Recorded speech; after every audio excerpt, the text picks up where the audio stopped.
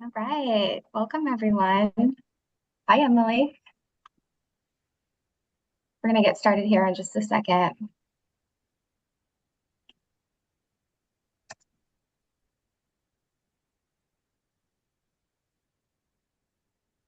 I think we're going to do intros in the chat. So if you want to just pop in your name, title, organization, maybe something you're excited to learn about today.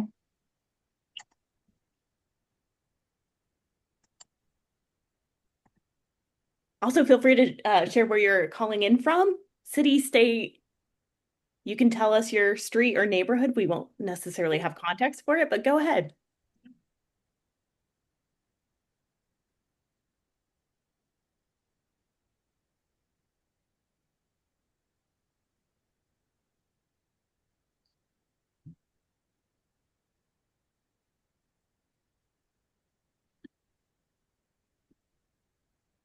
All right, I think we give it one more minute, Megan, and then we can get started.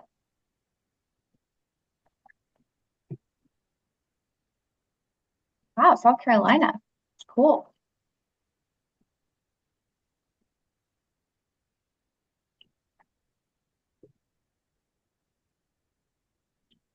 Could someone send Andrew the Zoom link, please?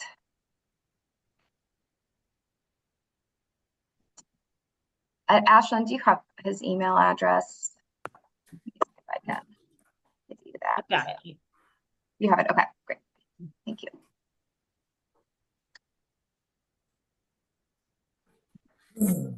All right. I'm going to go ahead and get my slides up.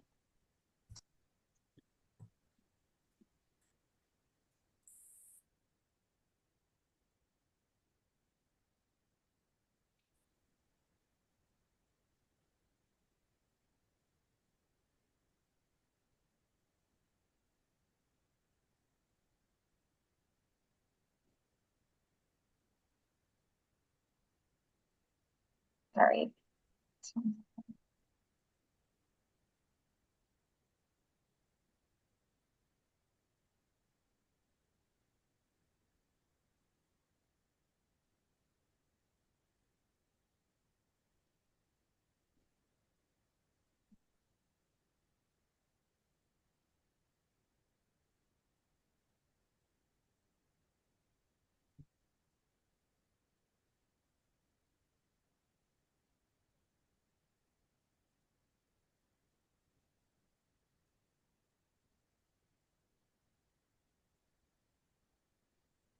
Awesome. We've got a great crew here today.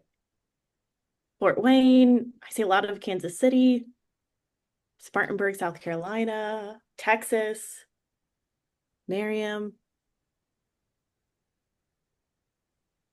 Paola, Kansas. Awesome.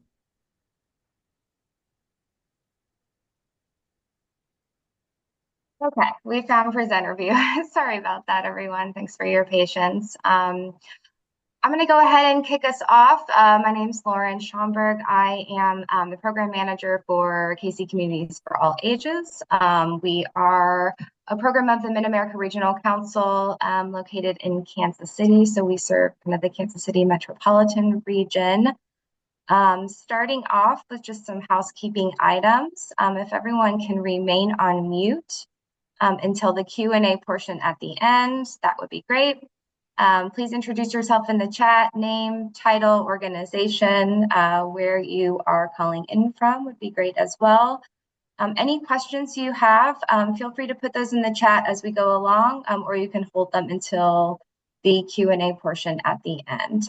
We are recording this session, and we will send that to all people who registered probably sometime next week, along with the slides and a short survey. Agenda for today, got a little bit of welcome and housekeeping. I'll tell you a little bit about our program, and then we will shift over to Megan with Community Works. She'll talk about her organization in asset-based community development. Then we'll hear from Raina and Kevin with the City of Fort Wayne, Indiana, and their Fortify Neighborhood Accelerator program. Then we'll move into Brian McBreen with the City of Louisville, Texas, who will talk about the Tri-City Neighborhood Summit. And then we'll wrap up with a local organization here, Andrew Davis with Community Capital Fund and their Youth Neighborhoods Rising Fund. And then we'll have about 25 minutes at the end. We've got a couple questions prepped for our speakers, but then we'll open it up to the audience for their questions as well.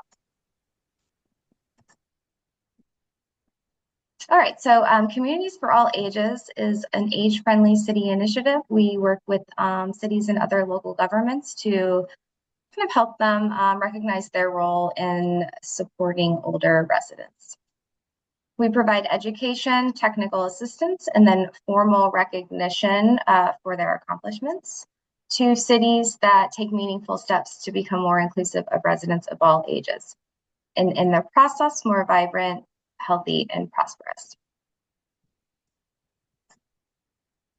Education is provided often in this format through workshops. We do some of them online, some of them are in person. We also provide technical assistance to get through our recognition program. So that's meeting facilitation. Sometimes we're the kind of point people for questions around anything aging related. And then we also lead kind of some special regional projects as well. And then lastly, that recognition piece is a 3-level program. We give awards kind of at each level of the program, and there's a set of kind of work and expectations that the city has to accomplish to receive that. Our materials are structured around 5 key topic areas: public outdoor spaces and buildings, housing and commercial development, transportation and mobility, social inclusion, communication, and contribution, which I would say today's workshop falls sort of under that topic area. And then community and health services. You can go on our website, mark.org/aging communities all ages to see our materials. These are our participating communities here locally, kind of divided by the level in which they've accomplished recognition. Okay, so I'm going to pass things over to Megan with Community Works. Community Works unlocks the human and economic potential of neighborhoods through asset-based, relationship-driven practices. Through tailored training, coaching, and practical tools, they equip residents and local leaders with the principles of asset-based community development to drive transformation from the inside out. Welcome, Megan. Awesome. Thank you so much, Lauren. And I am super excited to be here with all of you today. I'm going to get us started. I'll share my screen with a bit of a creative exercise. If you're an introvert, no worries. We're not going to put you into small groups or have you turn your camera on if you were not prepared for that today. But in the chat, I want you to answer this question. How is leadership development like a vegetable garden? And this is a creative activity. There's no wrong or right answer. But as we're talking about leadership development today, what are some similarities you see with a vegetable garden? And I'm going to give us a couple minutes to respond in the chat.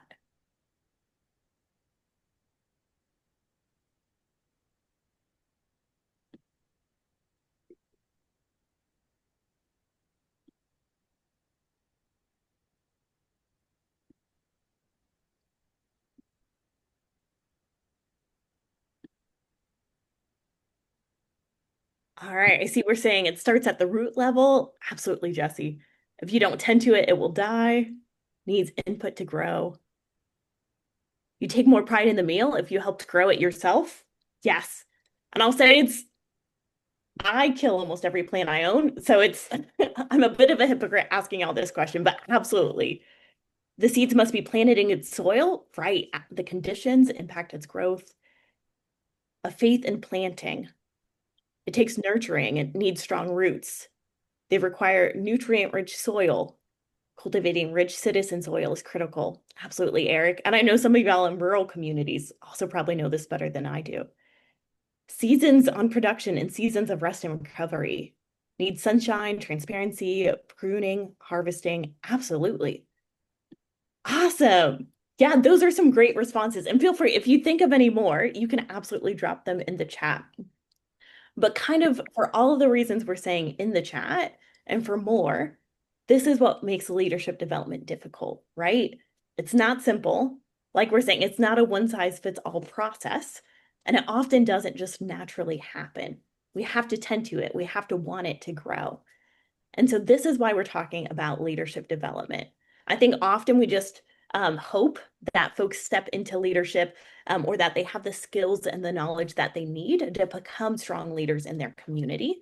And that's often not what happens. And please hear me say that's not because there's not leaders in every community, because there are.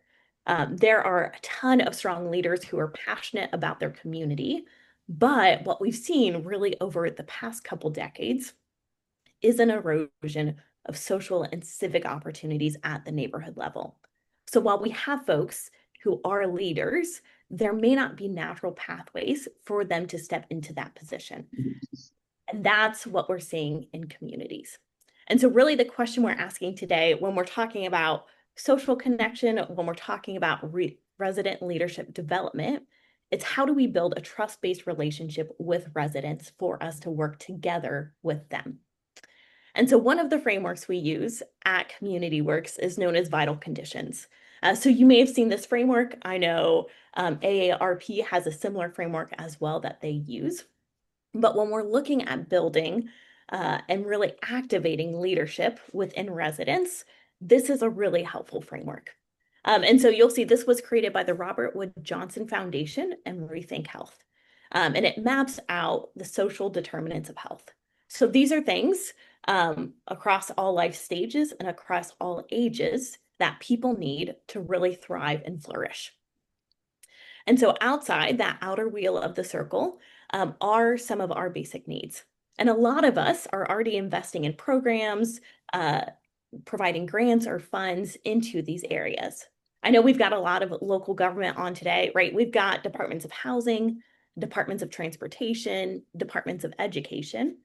But what we often don't have is a department of belonging and civic muscle. And so that's why we're talking about resident leadership.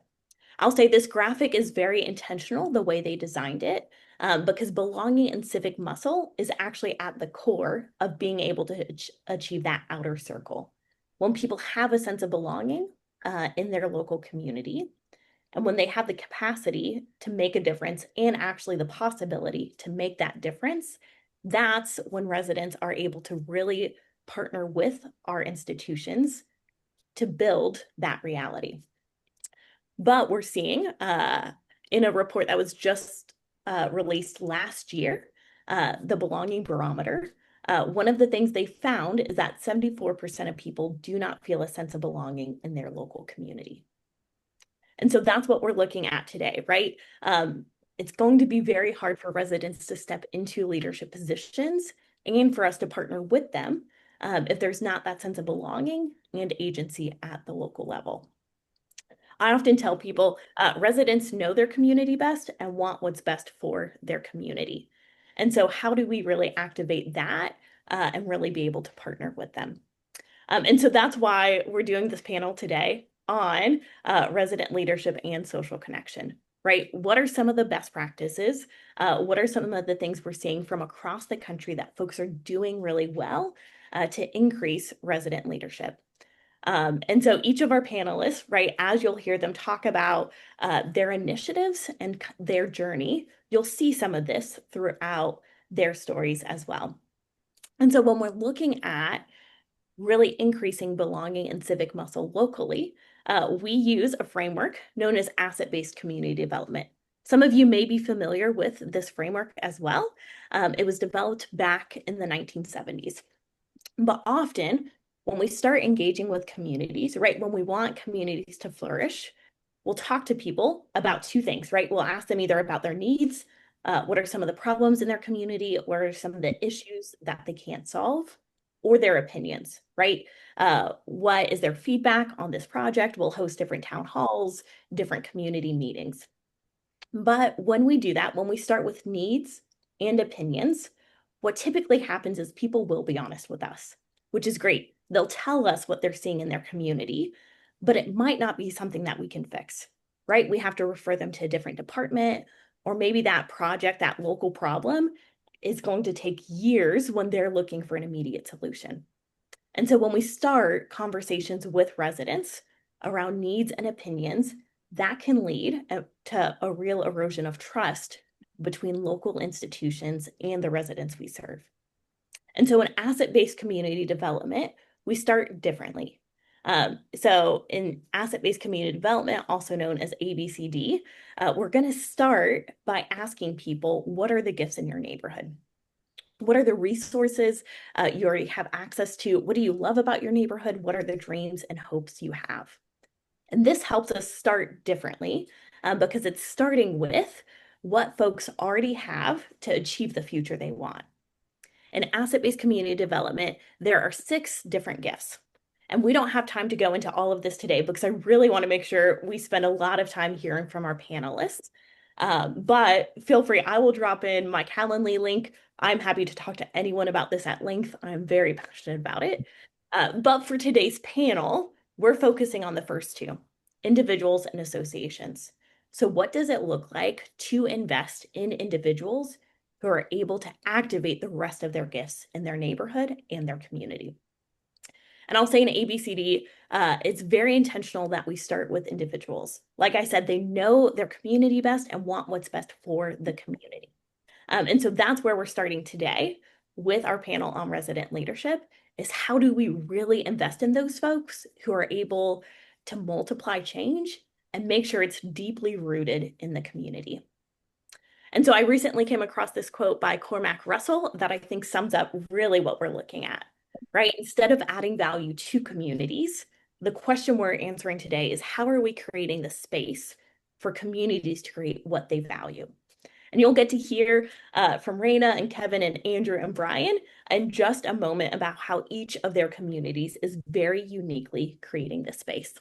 All right, and I'll turn it back to Lauren to start the panel. Awesome. Thanks, Megan. So next we're going to hear from Raina Bradley and Kevin Cobb with the city of Fort Wayne, Indiana.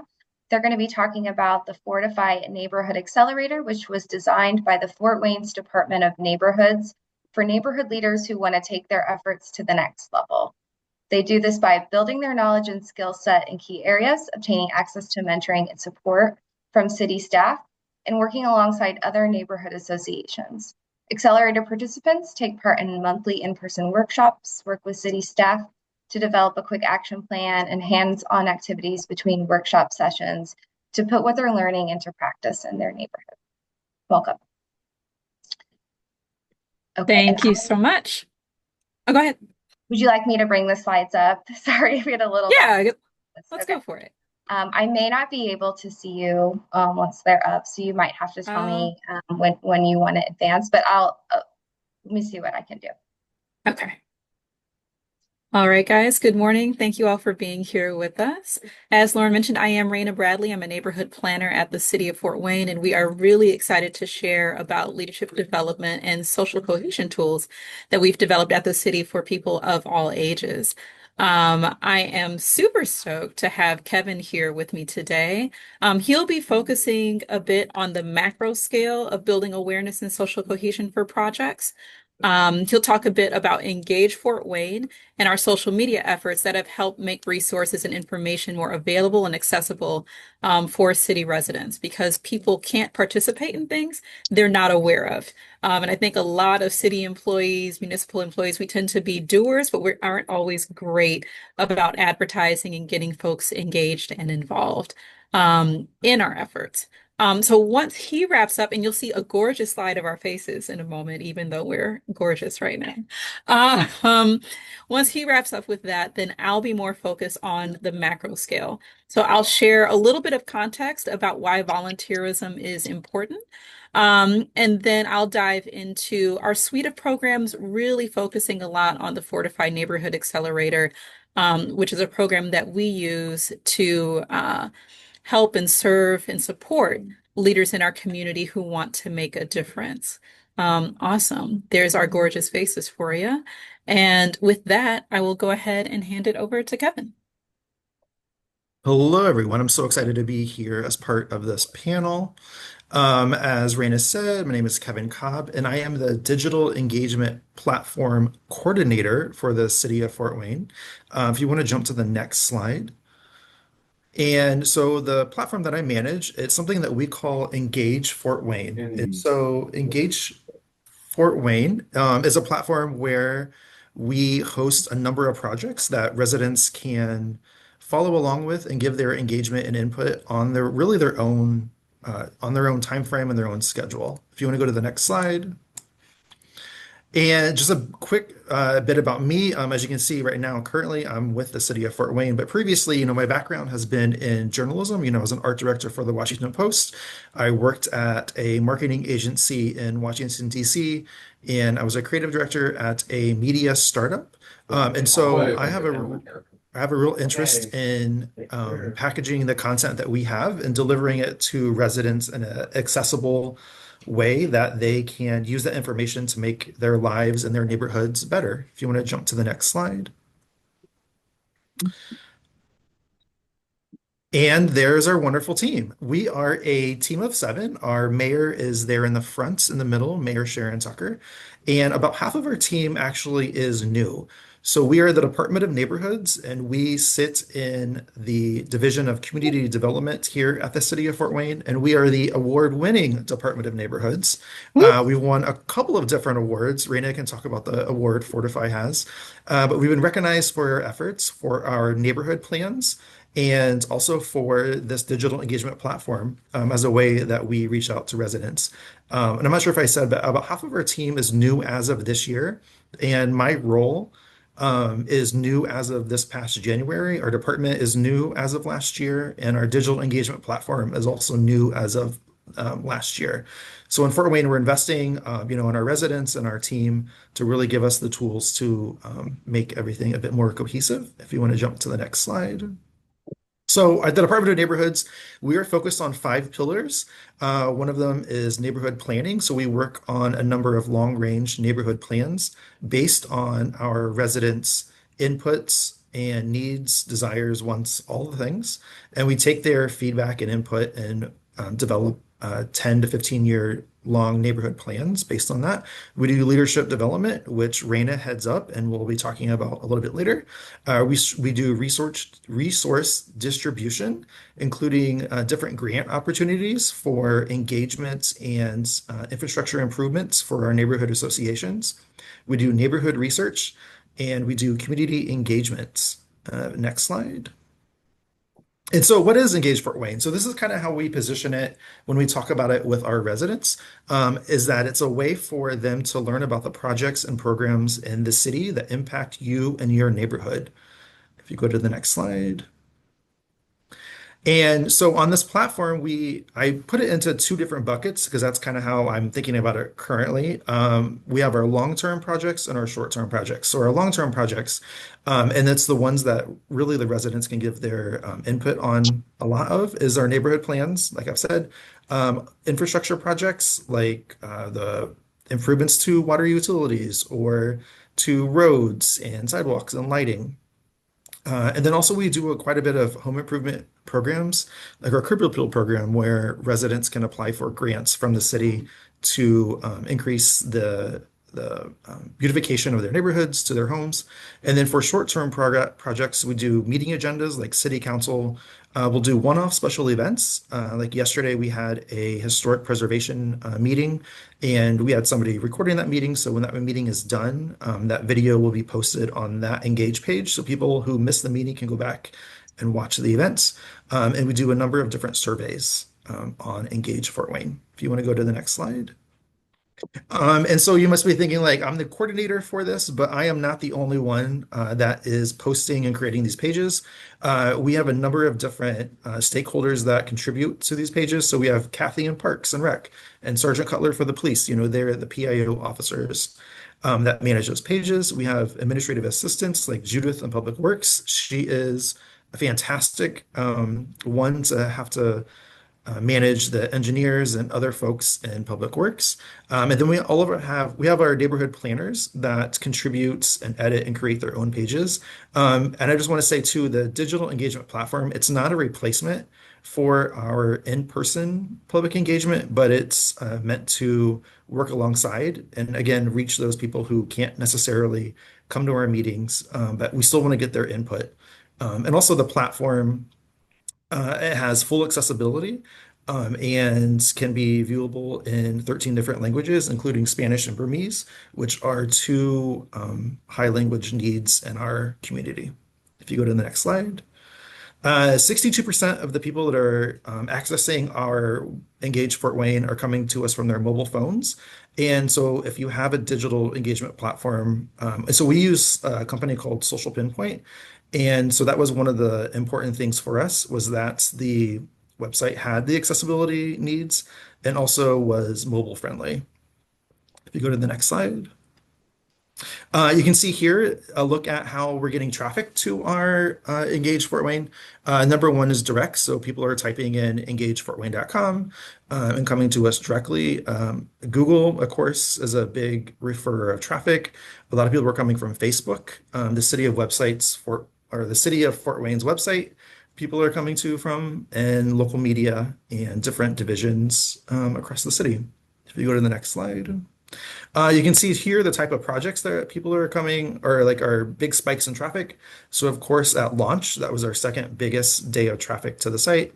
The curb appeal, it was a program from community development, the 2025 infrastructure package, that's from Public Works, the Lakeside Park, that was a big driver of traffic on that day in March.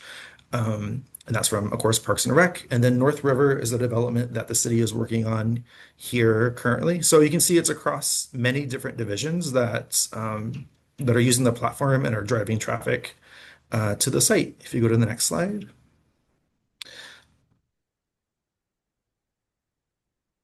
So you can see here, this is like an example. And this is, I think, a great way for internal use. This is how one of our divisions would capture all the projects they're working on. And it's fantastic for internal, but when you're talking to the public about $45 million of investments for the year, you want to package them in a way that shows that their tax dollars are being spent and also how like they can follow along the projects and see construction photos and timelines and who's responsible for those projects.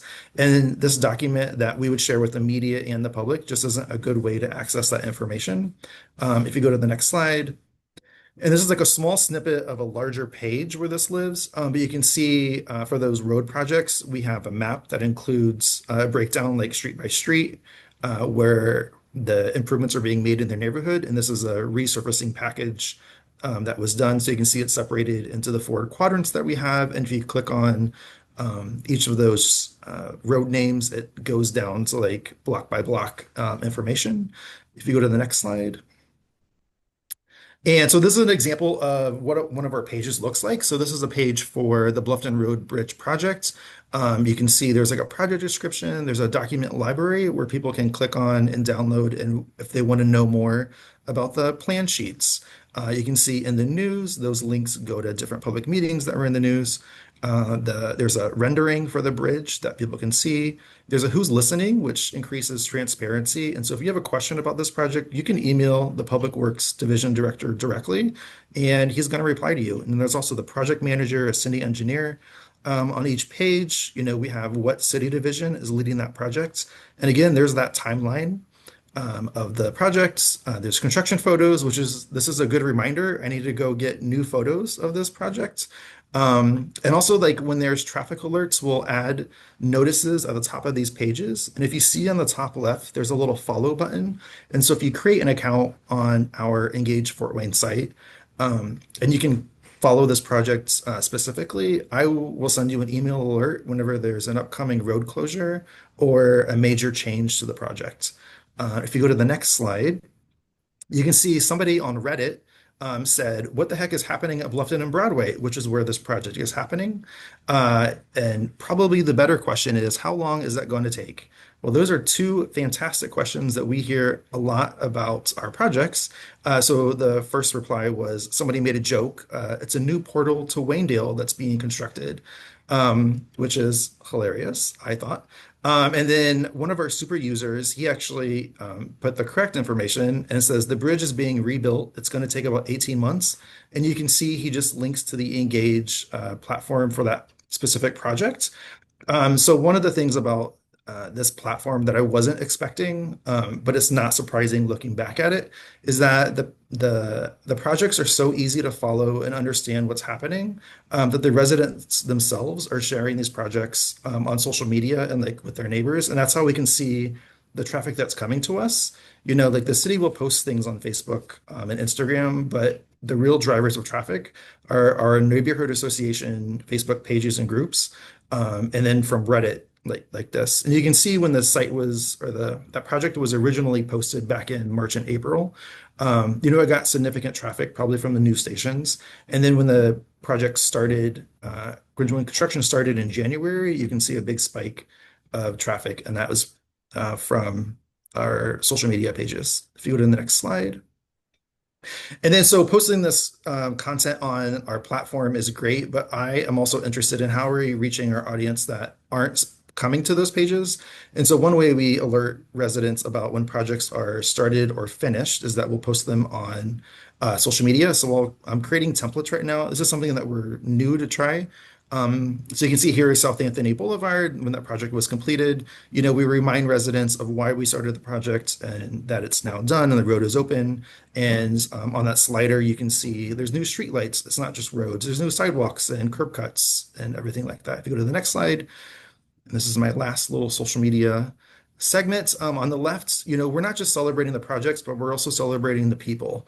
And so on the left, there was a neighborhood block party. And so I went out and just got some B-roll footage on my phone, nothing fancy. And I interviewed this resident, Amber. She's on the neighborhood association board, and just talking about the importance of getting involved in your neighborhood and why they had that party today. And, she mentioned at this neighborhood block party, it was the first time a lot of the residents met each other for the first time. And then on the right for our neighborhood plan, we, from the in-person engagement, I went out and I got one of those little tiny microphones that you probably see on Instagram and TikTok. And I just interviewed residents about, what do you love about your neighborhood? What do you love about Waynedale? You can see Terry here, she said the feeling of community, that's a family community. And that's why she loves Waynedale. And at the end of the video, there's hey, you missed this in-person event, but you can still give your feedback online if you go to waynedaleplan.com. And so that's one way that we're packaging that content and getting people to come and share their needs for their community. And that's what we're doing on engagefortwayne.com.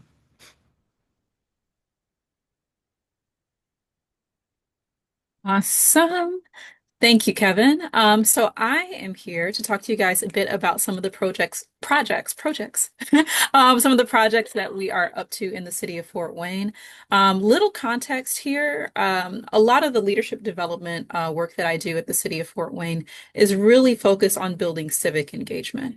My background was in architecture, and I kind of shifted over to the community development and planning world.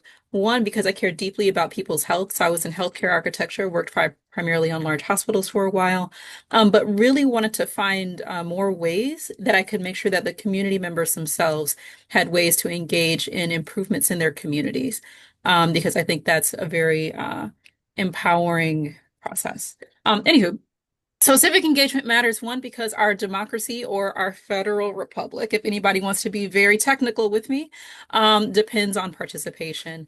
And that can be direct participation or indirect participation. So people tend to have a better perception of their community, whether they feel it's excellent, and frankly, their quality of life can be better, according to our last Surgeon General, if they are directly engaged. But that also applies to indirect engagement. So I wanted to point that out to you guys as well. Even if you just know somebody who's doing stuff in your neighborhood, 69% of those people say that they feel that their communities are excellent, or better, just as a result of knowing somebody who's doing the good stuff. If you'll go to the next slide for me. So I glanced at a quick couple studies from Sterling Volunteers and Volunteer America. So what I wanted to just mention here is that volunteer rates across the country are converging across spectrums of age, but naturally motivations of folks are going to stay disparate and different. So while some generations like Gen Z and even some of us millennials prefer more tangible projects and outcomes, others, the baby boomers and the Gen X folk, tend to gravitate more toward leadership positions and such. So pointing this out because sometimes people think only one volunteer group is engaging because that's all they see. But if you'll go to the next slide for me, sometimes that has more to do with the need to tailor programs and offerings and marketing to reach those other groups of folks. So this is our suite of leadership development programs that we offer at the City of Fort Wayne currently. So we have the Fortify Neighborhood Accelerator, which we'll talk about in a bit. We also have Inspire, which I think is going to be a bit similar to the Tri-City Summit that'll be talked about later. And then resources as well, like our Neighborhood 101 guides and our Neighborhood 101 workshops. We had a lot of Gen Zers engaged in the 101 guide production process. And then the workshops as well are basically offerings outside of Inspire and Fortify for people who might just have 1 hour in the evening to engage rather than a full day or rather than 4 months of intensive engagement. We can go ahead and go to the next slide. We also have various funding opportunities available at the city as well. So anything from our $5,000 neighborhood improvement grants all the way up to our $1 million connected neighborhood grants for neighborhood associations that are working together to improve infrastructure. Next slide. Right on. So now we are at the Fortify Neighborhood Accelerator. Fortify received a Program of the Year award from Neighborhoods USA a couple of years ago now, right after its pilot year, which was pretty awesome. And you may be asking yourself right now, what is a neighborhood accelerator? I am so glad you asked. A neighborhood accelerator is like a small business accelerator, but for neighborhoods. So think, like all accelerators, Fortify supports growth-driven organizations through education, mentorship, and financing. But unlike most accelerators, Fortify is tailored toward neighborhood association leaders and residents. Our participants take part in monthly in-person workshops with city staff, that me being that city staff, and then work with us to develop a quick action plan through a series of hands-on and experiential learning activities that they do between workshops. We also provide coaching, and the main goal of that coaching is for me to support them in the process of getting those activities done. So for 4 months, they go at it pretty intensely. And then we, once they complete all their tasks, all their homework, provide them with seed funding in order to get their quick action plan launched and hopefully leverage some of those funds to get other projects going in their neighborhoods. We can go to the next slide. So I'll show you what that looks like a little bit. So for me, since I knew I was talking to other municipal folk, I thought I'd go ahead and mention the preparation phase a bit. I usually start in December, March, honestly, a bit earlier, even through the fall, working on curriculum development and updates and recruitment. And that looks like not just recruitment of our participants themselves. So we usually accept 2 neighborhoods a year and require that 5 residents from each neighborhood sign up to make sure that we have redundancy. So if one leader leaves, all that knowledge and investment in our neighborhood doesn't leave with them. And then we also recruit subject matter experts. So anyone from attorneys to CPAs, elected officials, etc., who will come out and help present some of those workshops as well. I like to tell our attendees, I cannot provide you with legal advice. I am not an attorney, and if I was, I wouldn't be your attorney. But this is one that you can talk to for that manner of thing. We can go to the next slide. Very good. So this is what those workshops look like. Again, you can check this out on our Engage page to get a more in-depth view. But I just wanted to point out that we have those 4 workshops, April through July. And then at the same time that we do those, we have them do experiential learning activities to implement their learning in real time. So our first session is on asset-based community development and listening, and then we conduct a neighborhood listening tour. We have another workshop on governance and succession, And then the neighborhoods revamp their bylaws, update their agendas, and draft succession and recruitment plans, which I think gives them a lot of relief because some of them think they're going to be in those positions for the rest of their lives. So we like to let them know that you can get new leaders and you can plan for that and not just, leave suddenly. Um, and then furthermore, we have our coaching sessions. So the 4 coaching sessions between their April through July workshops are required. And then after that, they start to become optional. So those are there through support to help them with the application process. If they want help preparing for their public speaking engagements, we can help them with that. So we just want to make sure that they feel fully supported throughout the process. We can go to the next slide. When it comes to outcomes, we do intake and exit surveys for each workshop to gauge where our associations were in their knowledge and understanding of various topics before and where they are at the end. So bare minimum, we've seen a 30% increase in knowledge and understanding. And I think our biggest difference in our workshop was somewhere around 87% or so. So I just pulled some quick examples of what the outcomes of those surveys look like. We can go to the next slide. And then when it comes to drafting their plan, so talking a bit about outcomes. With our associations, they are, again, completing that homework as we go along, and then helping to co-draft their quick action plans as we go along. So once their tours are done, then they draft our plans and such. So anywho, outcomes. Our first year participants, almost all of them host a block party. They obtain a logo. They develop new marketing materials, conduct a listening tour, update various documents, including their bylaws, mission and vision statements, recruitment and succession plans, and then become eligible for a really cool public art project with our public art commission called Shout Out Fort Wayne. And if you go to the next one, second year outcomes, so people who've received their funding and then implemented. So they do all that stuff and more. So beginning at that blue dot, all of our associations who've gone through the program also, conducted neighborhood cleanup. So this isn't all, this is actually each of their QAP funds combined. So we saw some neighborhood cleanups happen. One neighborhood implemented a movie night. Another wanted gift cards for their yard of the month. One was very interested in crime prevention. So we installed LED solar powered lights on 14 homes in high crime areas to help reduce crime. They completed their shout out projects. So for example, the Harvester neighborhood launched a documentary or was able to create a documentary with collaboration from the Public Art Commission. And then the Harvester neighborhood was able to create a series of progressive banners, which you can see up there that had like this radio wave output. So the banners were installed on light poles, and then there's a radio transmitter on those poles where if you drive by, you can turn your dial in order to hear about the history of the neighborhood. I also do want to mention that all the neighborhoods that have gone through Fortify to date have also received a website and obtained their legal status. So they're incorporated and they all have nonprofit status. And we helped them pay for that. When it comes to public speaking, I try to make sure that we position our neighborhoods as the public leaders that they are. So we put them out in front of the community, either at events like Inspire, or at neighborhood presidents meetings where they will also be seen on city TV, so public access TV, so other folk in the neighborhood can see what they're up to. Next slide, please. And indirect outcomes. So we also have a lot of neighbors. I love that they were featured in Fort Wayne magazine.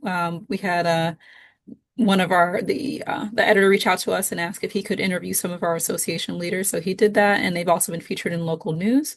But they're really great about reporting out that the outcomes of Fortify extend just beyond what they did, but it also helps uplift their spirits, provide them with hope, make them feel more connected to their neighborhood, and equip them with skills that they can use outside of Fortify.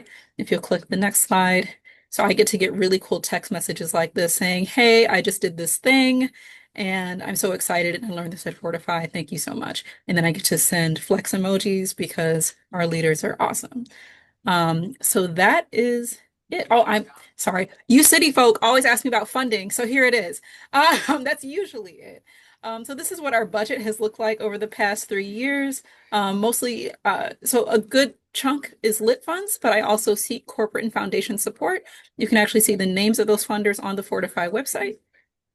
And if you go to the next one, and then you'll see the breakdown of what that roughly looks like per neighborhood. I simplified that a bit to be about $20,000 per neighborhood, and that's how this breaks out for us. Next one, do I have more? Some best practices. Building trust is always very important. We say that we move at the speed of trust in our department. So highly recommend taking a nonpartisan approach and even avoiding the appearance of a partisan approach.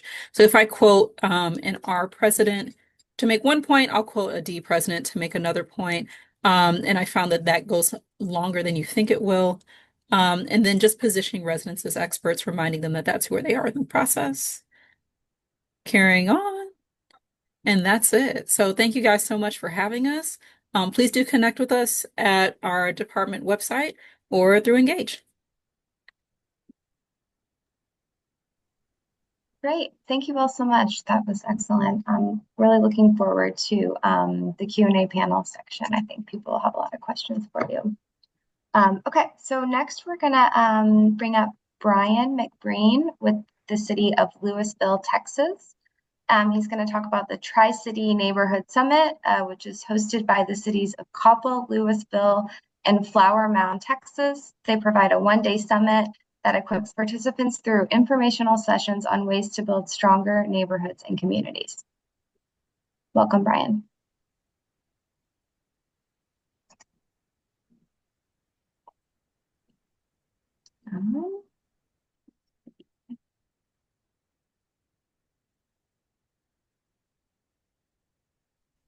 Can you hear me now? Yes. Okay, great. So my name is Brian McBreen. I'm the grant specialist for the city of Louisville.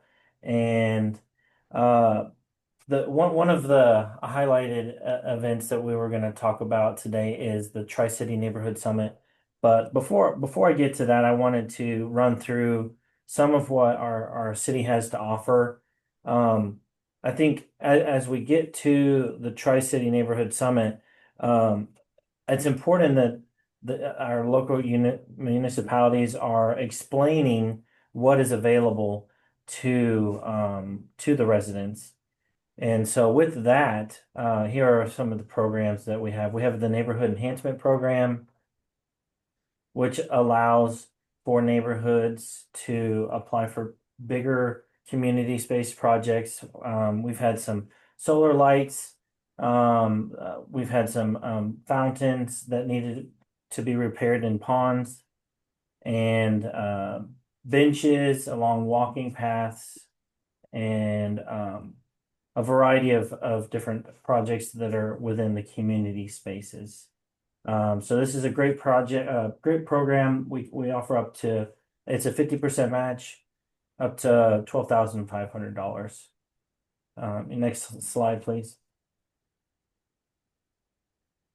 And here's a few other examples that they could use it for. Sign toppers are very popular, and they can just accentuate their neighborhood park. If they wanted to add some shade, they've done that in the past as well. Next slide, please. So, you know, a lot of in the city of Louisville, there's not a whole lot of HOAs. So we really are trying to drive these neighborhoods to engage with one another. We're trying to break the you're a good neighbor if you keep to yourself stigma. And so we incentivize throwing a block party. So if you want to throw a block party, the city of Louisville will reimburse you up to $500 for anything that you would need for that block party. Whether that's food, drink, a bounce house, a face painter, whatever that may be, it's all eligible for reimbursement. And this is one of our most popular programs because it reimburses at 100%. And really, it's, you know, you're getting your neighbors together in a block party environment. So it really encourages that engagement and has that. It's where those conversations begin, where they can explore what other big opportunities will we want to do within our neighborhoods. And you can skip to the next page. it partners really well with our Rock the Block trailer. When I came on a few years ago, this trailer didn't have any speakers attached to it. And I said, well, if that's what we're going to call it, then we need to put a sound system on it. So now it has a sound system and it gets as loud as it's legally allowed to get. And so when the neighborhoods throw block parties, they get a special event permit and they truly rock the block. And it's extremely popular as well. Residents can reserve it and pick it up and drop it off. And we fill it full of fun lawn games. There's ice coolers, tables, chairs. It comes with complimentary free Wi-Fi. So really, it's just a huge accessory to a block party. And if you do have this trailer, then if you needed to request like any kind of street closures for your block party, then those fees are waived. So it's really good to get involved with this. But you know, the Rock the Block trailer, the Love Your Block grant, this is kind of where you begin to have these conversations. You're having fun, and now you can talk about you know, what are some of these other bigger projects that we are curious about? What does our neighborhood need? What do we want? And you get to know each other. You're becoming neighbors instead of just someone who lives next door. So we can move to the next slide. But you know, to keep that conversation rolling, we have the Louisville Community Leaders Collection, and this a collection of books is designed to just lead and inspire neighbors and residents that are wanting to become leaders in their community. And so this whole list is we look at it every year and we add, we take away, but it's a huge resource for residents wanting to step into this leadership role, step into a role where they're wanting to do more and break status quo and be a part of making change. And so this leads me to so everything culminates into we offer all these programs. And we have a lot of other programs for individual homeowners as well, but we offer all these programs, and now it's like, okay, how can we encourage the neighborhoods to give back? So we have an annual community service day event.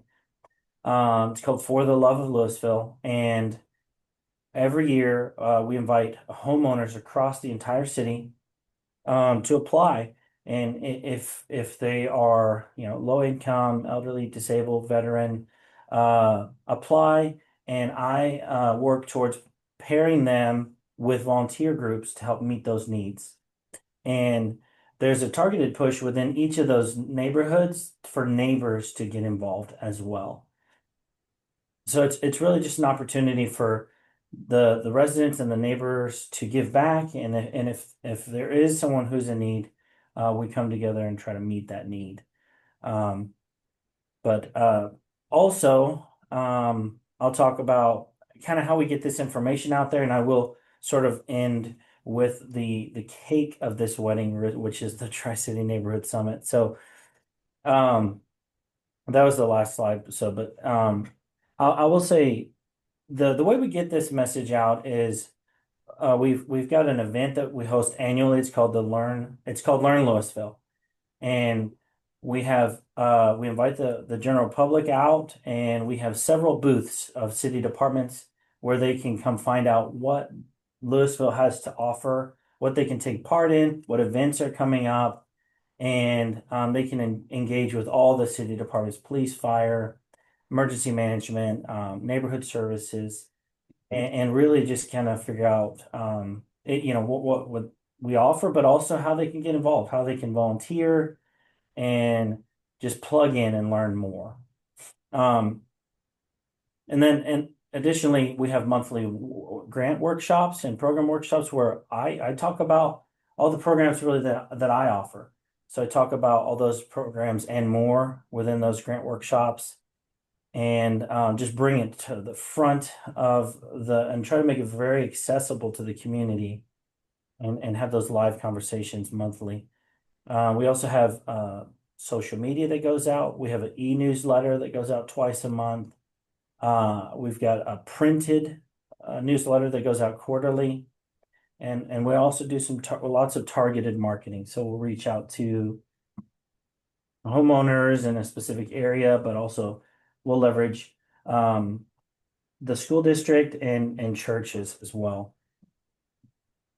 A huge part of the community that is coming up big and showing up big for the city of Louisville is our faith-based community. And that's who primarily helps us with the For the Love of Louisville event. And the way that we engage the faith-based community here in the city of Louisville is through a summit that we host biannually, and it's called the Unity and Service Summit.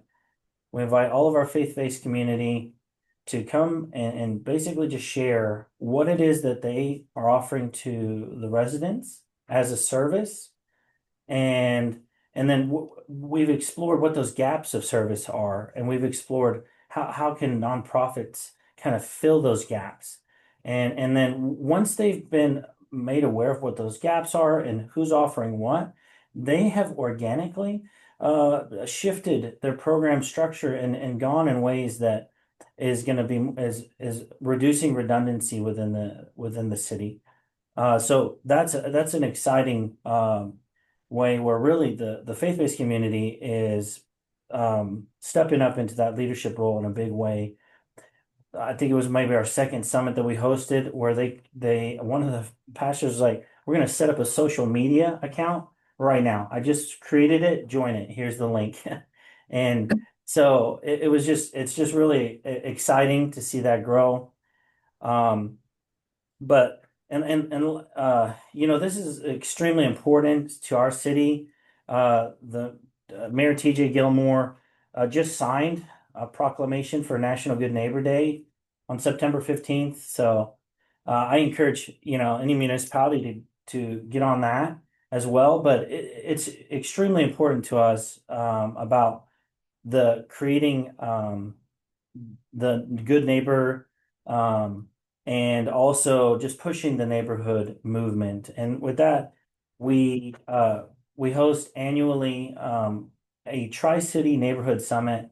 And I would say that's a combination of probably Inspire and Fortify, which we heard about at Fort Wayne. But really, we pull together some powerful keynote speakers, and we create a half a day of programming where not only are residents from all three of these cities coming together and learning about what their cities offer, but they're also walking away with some tangible tools to keep this train of thought going and to build on that momentum.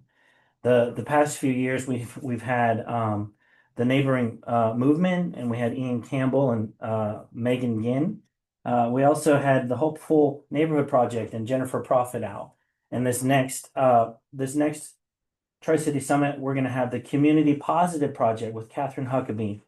And so we're just excited to continue to really just light a fire under our residents, light a fire on any of these folks that want to be neighborhood leaders and begin that conversation with them. So I'm excited for the opportunity to be able to answer any questions, and thank you for the opportunity to share these programs. Great. Thank you, Brian. We'll just ask that everyone hold their questions till the end or put those in the chat.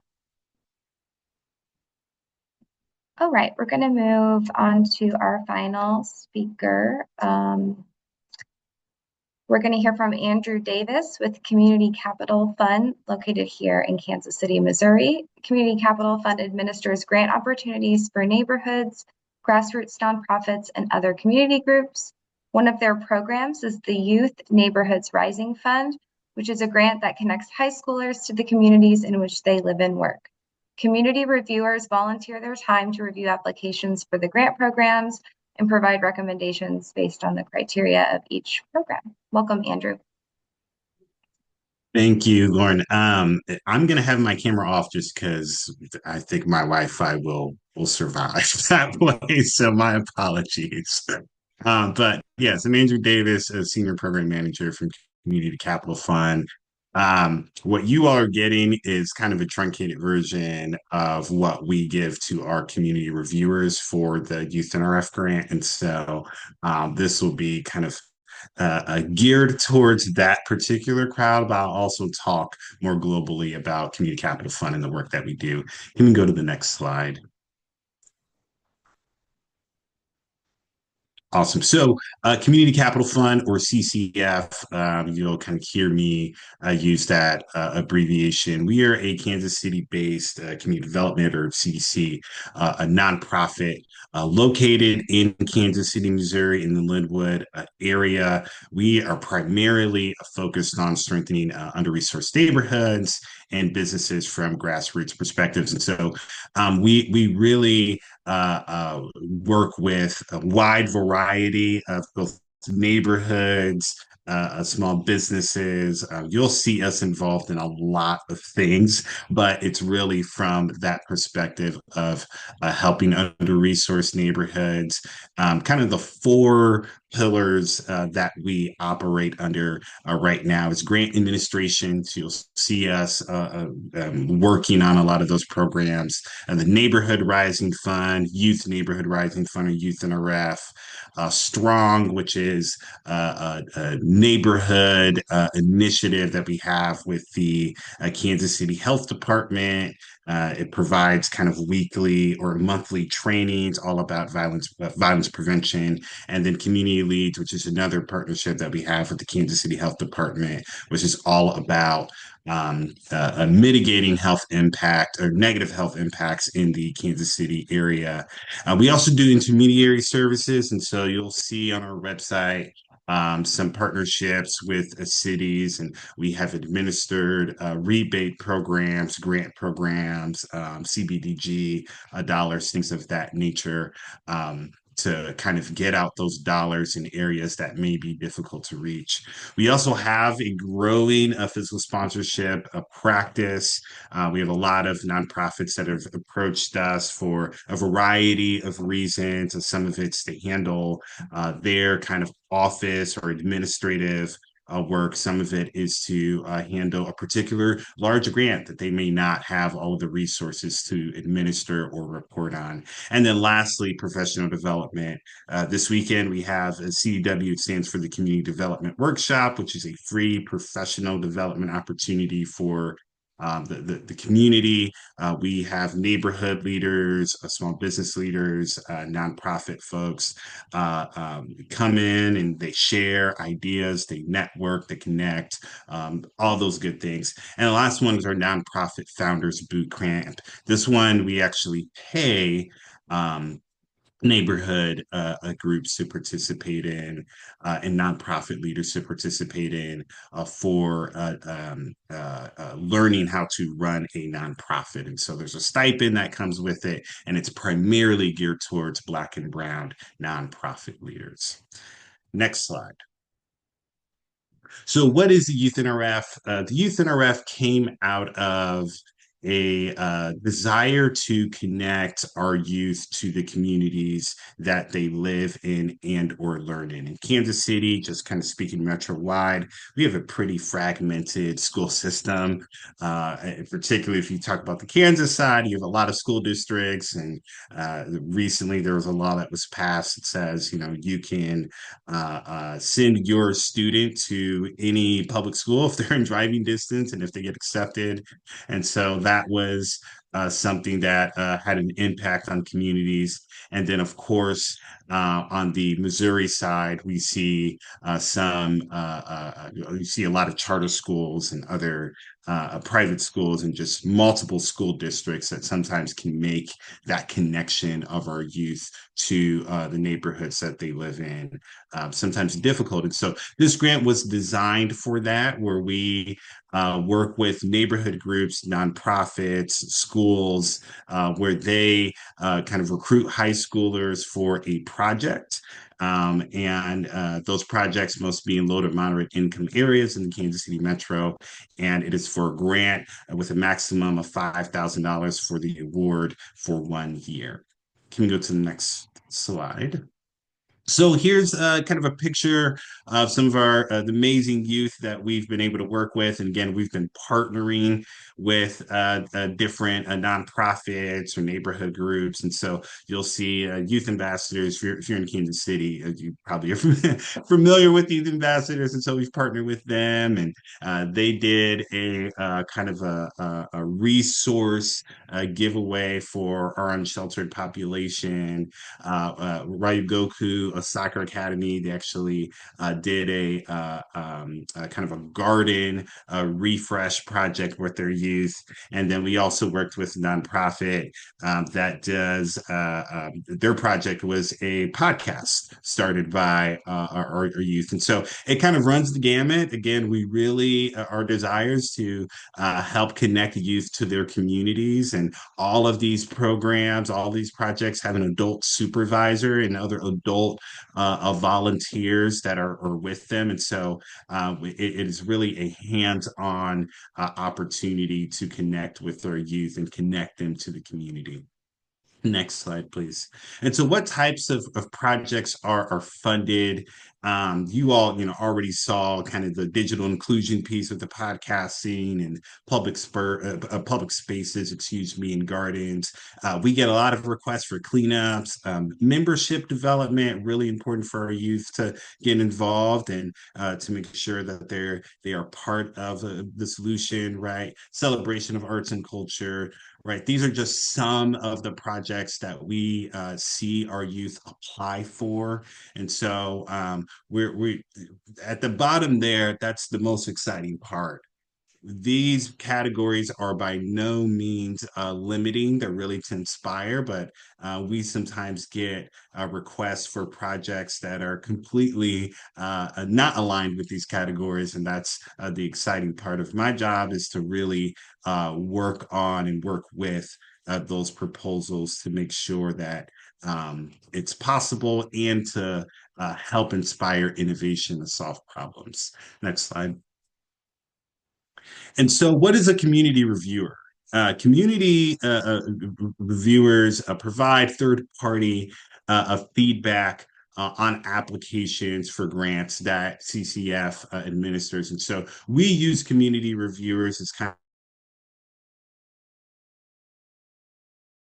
opportunities and for our review process. And so community reviewers are really important for us because they not only score applications, but they show us where there are flaws in the process. And our community reviewers come from all walks of life. And so we have partnered with Mark and their Give 5 program to recruit retirees. We work with bankers because they have CRA mandates that they're trying to achieve. We partner with city staff. We partner with nonprofit leaders and board members. We it runs the gamut of who's on our list for community reviewers, but we really invite them to be a part of our process. And we've been so fortunate to have a pretty good list of folks from all over the region to participate and provide that a review process for our grants. Next slide, please. And so what happens after the application? So we'll kind of scroll all the way down here. We just had our second kind of scoring round that's about to start. Actually, today I'll be sending off the reviews for community reviewers, and final decisions will be made between October 20th and the 27th. We do at the spring of every year have what's called the NRF breakfast. And this breakfast is an opportunity for community reviewers, our grantees, our funders for CCF, our staff, some of our partners. We all get together and we celebrate these projects, and we recognize our community reviewers, we recognize our grantees, we recognize our partners, and we kind of graduation style show off the great work that all of them are doing. Next slide. And so that is the end of my presentation. Again, there's much more on our website that you all can find for Youth NRF. But if you have any questions, my email is there on screen, and if you see our website there in the chat, would you be more than happy to have any conversations and answer any questions. But thank you all for your time, and yeah, I'm excited to share what Youth NRF is about. Thank you. Awesome. Thank you, Andrew. Ashlyn, if you want, you can take the slides down for the panel, and I'm going to pass things back to Megan to facilitate. Thank you. Awesome. And huge thank you to all of our panelists, to Raina, Kevin, Brian, Andrew. Y'all are sharing some amazing stuff. And it's so great to learn from you guys today. So go ahead, if you've got a question, please feel free, go ahead and put it in the chat. I see we already have a few. I'll kick some of the questions off for us. And really, yeah, just wanted to start. I know, right, one of the main things we're talking about today is communities of all ages. And so I've got a question, Kevin, and then for Andrew. Kevin, when you're talking about a technology platform, I think the assumption there is that seniors don't do well with technology.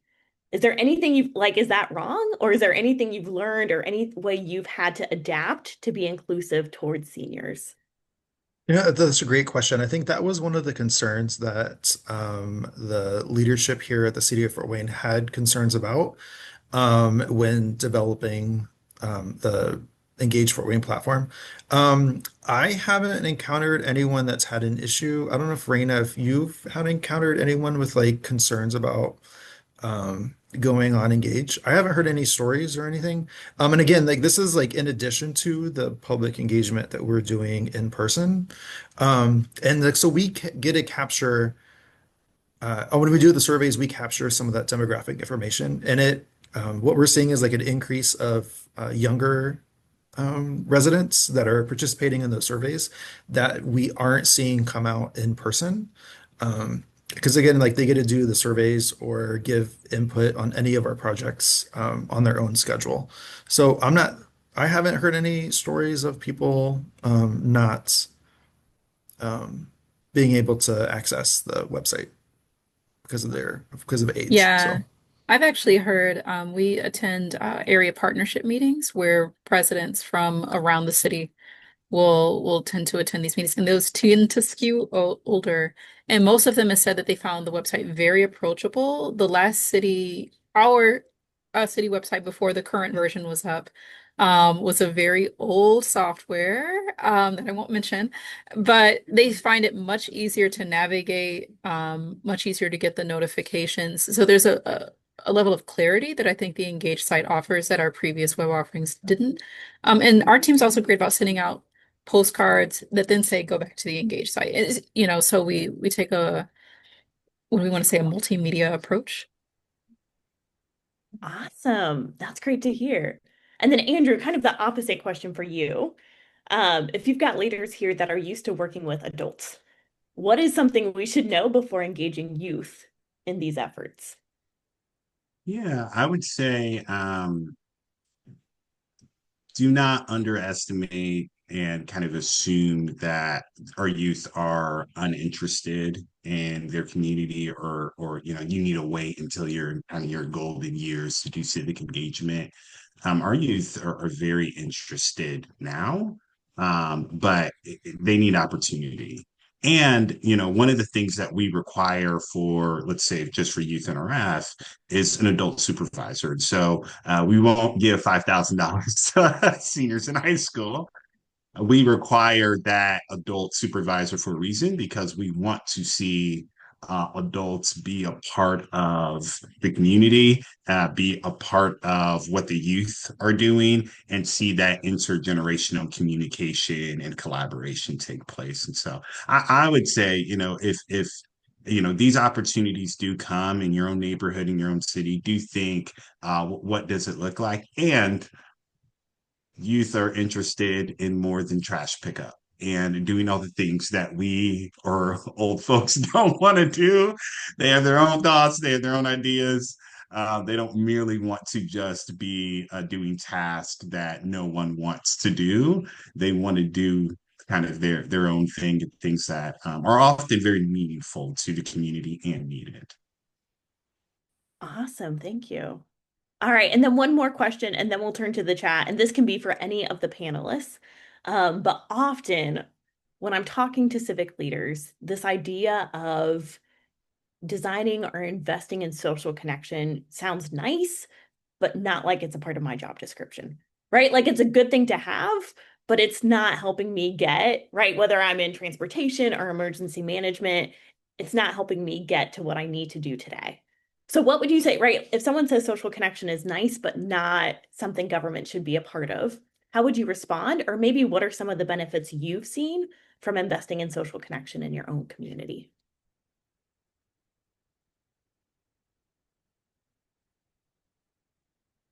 Go for it, Andrew. Yeah, I'll say kind of a couple of things. It's often nice to have a non-governmental entity doing that work or perceived, right? Non-governmental entity. And so for Community Capital Fund, we get the benefit of not having, .gov in our website, right? And so that allows us to play a different role where we can both uh, uh, uh, collaborate with the city, hear their wishes, ideas, what they want to see, but also build that trust with residents. And sometimes it's hard to both invite residents to be a part of a process and then, you just made a very, very difficult decision on cutting a programming service that day before. And so I think using your churches, your nonprofits, those other community leaders that are trusted, that can play that intermediary, right? That kind of middle role is really important because they can be the bridge and they're not having to make those really tough decisions on services and the budget. And they are often maintaining those really close relationships with community. And so partnerships are key to kind of building that trust between community and government and really showing to government the need for community engagement. Absolutely. Yeah, I mean, my bent is a little weird. One, we work for an awesome team that highly values community engagement. So when you asked that question, I was like, I've never had to make that case internally, which is kind of nice for us. But just from my own background, when it comes to health, I think that's what I tend to lean on. So I tend to gravitate towards solutions that I think will improve overall well-being and community, be that physical health or psychological health or mental or emotional health. So better connected communities they're less depressed communities. They're communities that have more support systems. They're community, you know what I mean? Like when we all walked outside in COVID to say, hi, you alive? I'm alive. You know, communities function better when people are connected to one another and look out for one another. We know that crime decreases when people are outside talking to each other, meeting one another on the street. I mean, just etc. Health is improved. Um, Fitness is improved. So, I mean, I guess that's what I would lean on to make that case of there are real health outcomes, which ultimately save cities money. Usually people want to talk about their wallets. But that's the case I would make. But we're pretty fortunate to be a part of a team that cares quite a bit about social connection and cohesion over here. Awesome. Well, thank you so much. And I'll see, we've got a question in the chat. I'll read it out, but if any of the panelists want to jump in and respond. So, Evelyn said that we've had quite an uptick in youth gun violence in Spartanburg, South Carolina. Have any of the prisoners had this issue? If so, how did you address it and has it made a difference? Are there programs ongoing? Were youth involved in designing the programs? Yeah, I'll take that one. So while the Youth Neighborhoods Rising Fund is not geared towards like gun violence or violence prevention, we do hear and have received project proposals for violence prevention. And so definitely, yes, in Kansas City and in the region, yes, we are dealing with that. And so one of the ways that from Community Capital Fund, there are a lot of ways that I think we've been trying to play our part is this particular program starts with the youth. And so we don't go to the youth and say, hey, gun violence, right, or violence is a problem. We allow them to come up with the idea. And if they say, hey, we see this as an issue in our community, they are now interested and empowered and they're in the driver's seat to really attack and to really address that issue head on. And so for Youth NRF, we've only been in existence technically for 2 years. We started 3 years ago from a pilot program. And so I don't have like good data to say what's moving the needle or not. What I will say is that there are other youth led organizations, youth ambassadors being one of them, that do phenomenal work that are starting to move the needle. And it's really through stories, right? Of youth saying, I have experienced trauma or have had members in my family that were a part of whatever said group or whatever said situation, and I'm choosing a different pathway. That has been a very helpful and very successful. So for us, it'll probably take a few years to say we have some data, but on what the solutions are and provide resources is very helpful. Yeah, and I'll put a link in the chat to the City of Detroit CVI program, their crime and violence initiative. So they've been focused a lot on youth violence. In Fort Wayne, most of the efforts that I've seen that are neighborhood-based are more just focused on violence generally. So SEPTED initiatives. But I know in the City of Detroit, which is my hometown, which is why I track it, they've seen violence fall between 37 and 83% in areas where they've implemented CVI efforts. Don't ask me much about it. Go ahead, check out the link and ask the City of Detroit. But I've had friends that have worked in that initiative, and I know it's seen tremendous success. Awesome. Thank you, Raina. Got it. All right. And then we've got one other question from Nicolette. So in many communities, faith-based organizations seem to have a natural pathway to social connectedness. What are some lessons you've learned for improving social connectedness in more secular communities or for folks who don't feel comfortable in faith-based connections?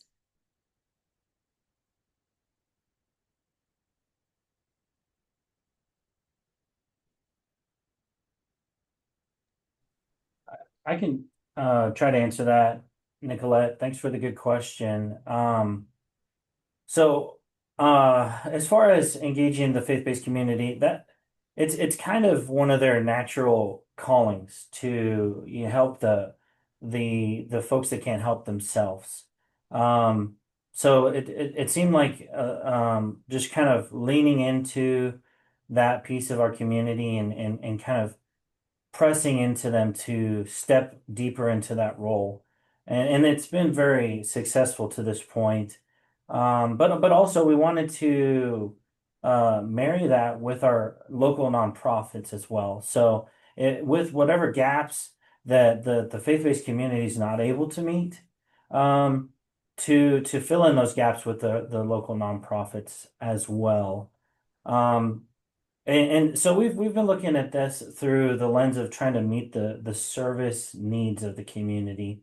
So whether that's like a homeless shelter, whether that's food or clothing or childcare or anything along those lines, that's kind of where we're stepping into this role. And really we're not like we're creating the space, but it's amazing just to watch how like once they're putting the pieces together, they're realizing and they're taking the initiative to fill in the gaps.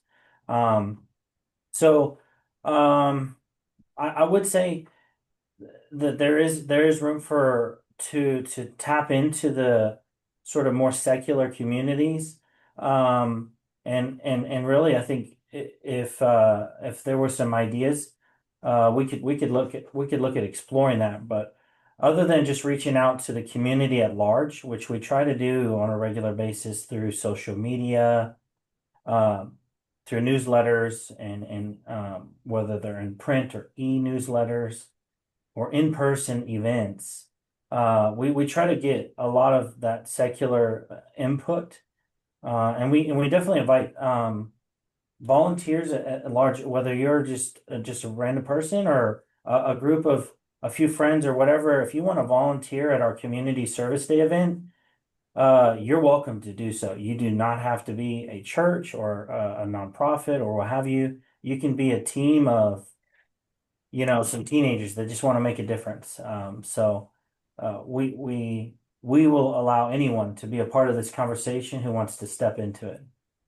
Yeah, I I'll tack on to that a little bit. I think I tend to say that people go where they feel welcome, and they tend to stay where they feel valued and engage where they feel valuable, because they can make an impact. So when it comes to engaging people socially or lessons learned for engaging them, one, you have to make sure people are aware, and that they feel welcome to come to the party. Like Andrew mentioned earlier, if a child or a teenager shows up to an association and is like, I'm here to make a difference, and you relegate them to trash pickup immediately, they may not feel like a valued member of that group, right? Another big thought is just that people tend to support what they create.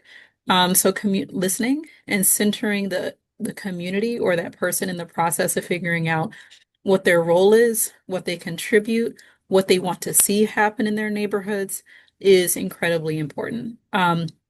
Other short lessons learned that I've had, one is super simple, but let people know that you care about them or at least act like you do. So with Fortify, some of the ways I've won over tough association leaders was just by asking them what their needs were, if they had any food restrictions, etc., and then making a big deal about meeting those needs. So we had somebody who was gluten-free, and I made sure she had her special tray every time. And, she loved me and us after that. Another is just follow through. Um, a lot of cities have to rebuild trust with a lot of our community members for any number of reasons, because that trust hasn't been there, and perhaps our predecessors earned that distrust. So coming alongside, being consistent and showing up, even if the first sessions or several are venting sessions, and then doing what you said you would do.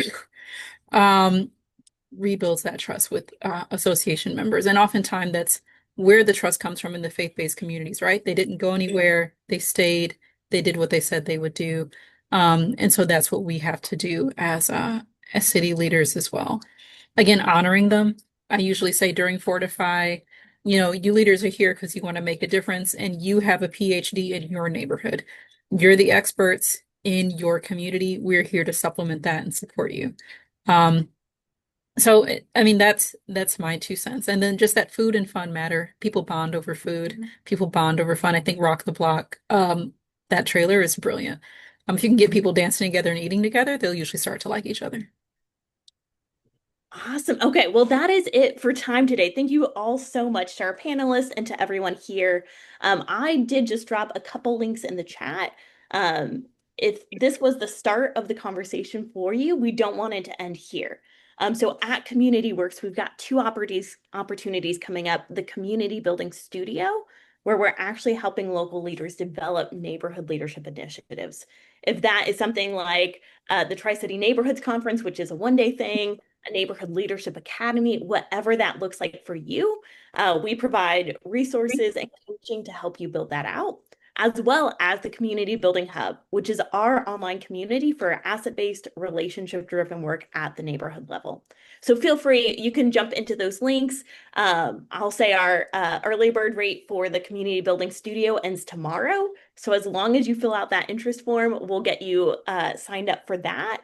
And then also, as you can see, all of our emails are on the screen. So please feel free, reach out, stay in touch, and thank you guys so much for joining us today. And great job to the panelists. Thank you all so much. This was great. Thank you all for having us. Thank you. Thank you.